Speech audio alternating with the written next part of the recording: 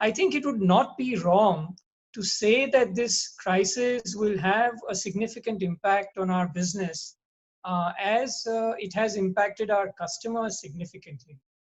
The decentralized weaving sector was already going through some trauma even prior to the lockdown period. And this trouble has been probably aggravated during the past 2 months.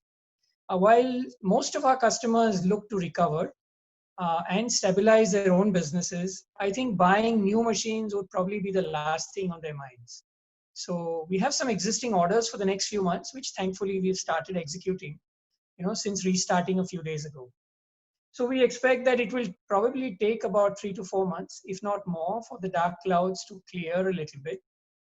And while that happens, I think it is interesting that even during these challenging times, our young team has identified some opportunities which can probably help brighten our future. And we've already started working towards some of the ideas that the team has generated.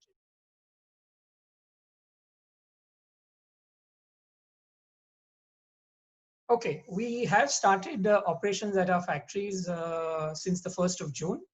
We expect that it will take probably about 10 days to 2 weeks for the attendance and the activities to come up to normal levels.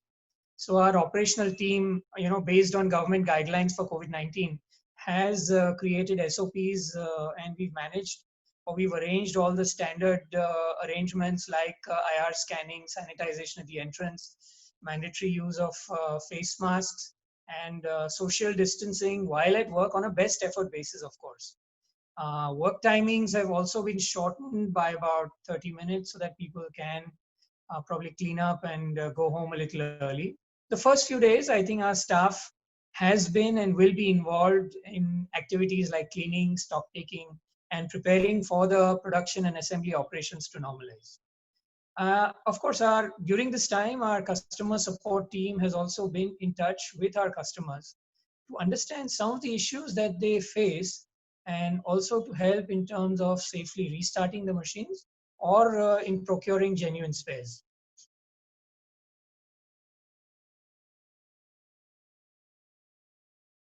What we are trying to do is focus on the concept of appropriate solutions for the appropriate market needs. Let me try and explain. Majority of our customers, don't need very high-speed looms, but looms which probably don't cost tons of money, looms which produce defect-free fabric and run reliably with minimum maintenance and consume minimum power so that both their capex and their opex is under control. In many weaving clusters, what we see is that the availability of high quality yarn and the preparatory facilities for weaving on high-speed machines don't exist as of now. So having said that, we are also part of a government-sponsored consortium to develop a world-class weaving machine in conjunction with some other reputed loom manufacturers. And this loom has been completely developed in India and free of any IP or patent restrictions. And I can share that we've been testing this prototype since the last few months.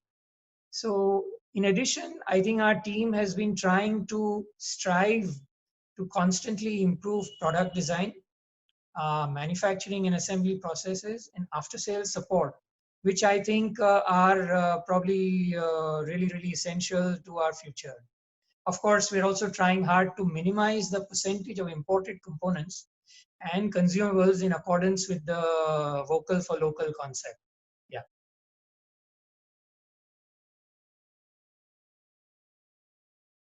I was just seeing some figures today morning and probably released by CMAI. And they say that about 22% of the kind of units have started working. And most of these are operating at about 25% capacity. And I think about 40% of those that are operating seem to have switched over to masks and PPE.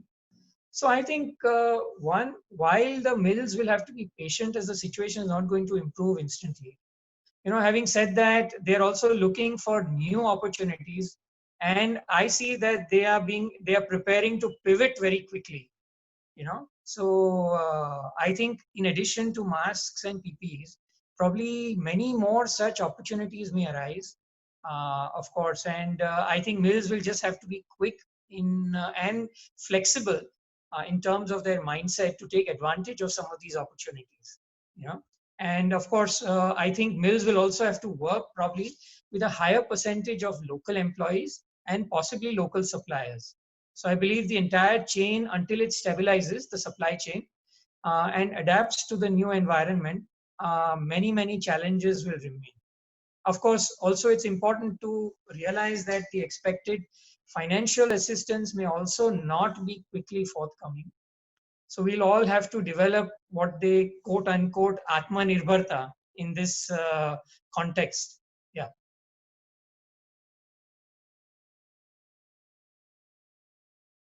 Okay, we've got to realize that customers are probably, in terms of garment units, are probably looking at sophisticated customers.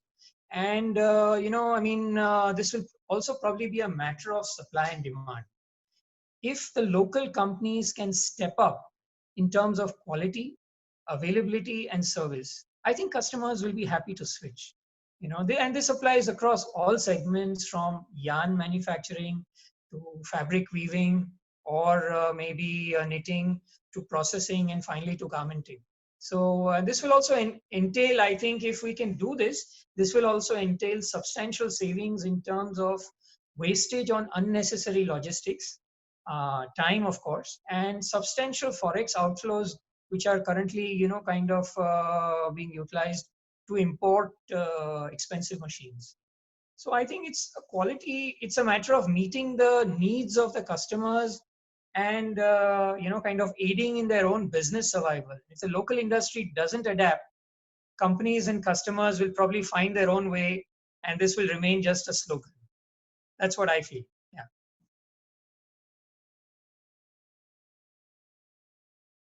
I think, as I mentioned earlier, it's wrong to kind of say that there is no problem. There are no problems, and we have all the money that we need. I think, and I understand that during the coming period, um, not only us, but many other textile companies, whether in engineering or whether in the textile industry, will be forced to make some very hard choices and some tough decisions, and probably realign our priorities till the financial situation improves. Of course, I think all of us, are trying to work hard to avoid any long-term damage to our respective companies, either in terms of facilities, in terms of closing down, or in terms of letting go of some employees. I think that's the last thing that we probably want to do. Also, I think we don't have at least in our case, we don't have a major issue with migrant laborers. But Ahmedabad being high on the infection hot list, I think we are concerned about our employees, facing issues in commuting between home and the factories, and also being safe in general while at the factories. So we expect that probably things will settle down as the infection rates decline. I think the confidence levels will also improve.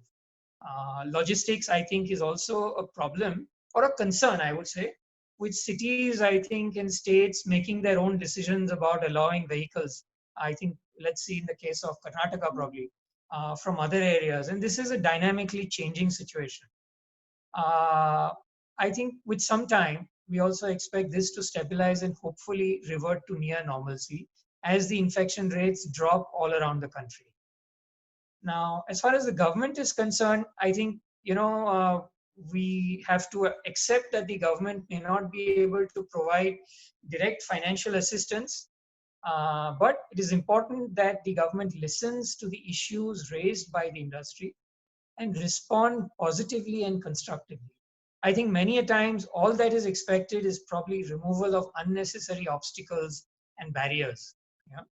Okay. Associations, I think, play an important role in our industry organizations, and our industry organizations like ITAMA and TMMA, both representing the textile engineering industry, the ITME Society, which kind of tries to bring everybody together, City, TAI, and many others, I think play a key role as business enablers for their respective members.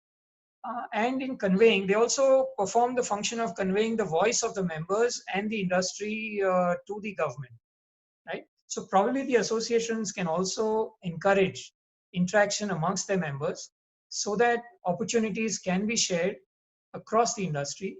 These organizations can also enable learning opportunities, and I believe many of them are already doing this so that members of these respective organizations can upgrade their skills and capabilities. What I believe is emerging from this situation is going to be a joint effort, and it will require all of these stakeholders to work closely together. I believe that the industry will emerge out of this situation nimbler and stronger, hopefully sooner rather than later before a lot of damage is done. Yeah.